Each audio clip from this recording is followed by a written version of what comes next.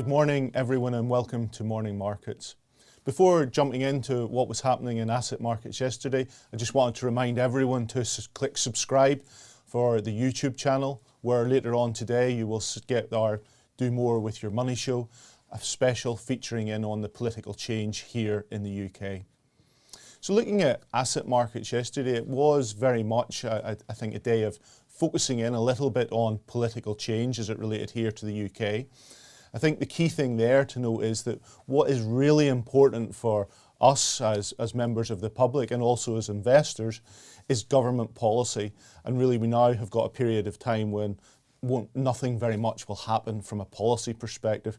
But really it does give the potential contenders, the candidates, an opportunity to differentiate themselves and come forward with some policies, and particularly as it relates to taxation, that might change some of the dynamics and narrative about poor investment here in the UK at this point in time. I think really the other thing to highlight in terms of the challenge came from the Office for Budget Responsibility report yesterday, which just did highlight the challenges that the incoming and a new government, a new Chancellor will face in terms of the debt burden that the government has to manage at this point in time. In terms of how markets reacted, it was pretty much a muted reaction, and that really speaks to that point that it's about policy as opposed to individuals that's important for markets. We saw sterling strengthen about 0.7% on the day, but do remember sterling has weakened about 12% relative to the US dollar over the course of the year. Bond markets, little change. We did see a better performance in equity markets. Equity market up around 1.2% on the day. But I just wanted to really highlight there, it's very much about the sector composition, strength in energy and strength in materials.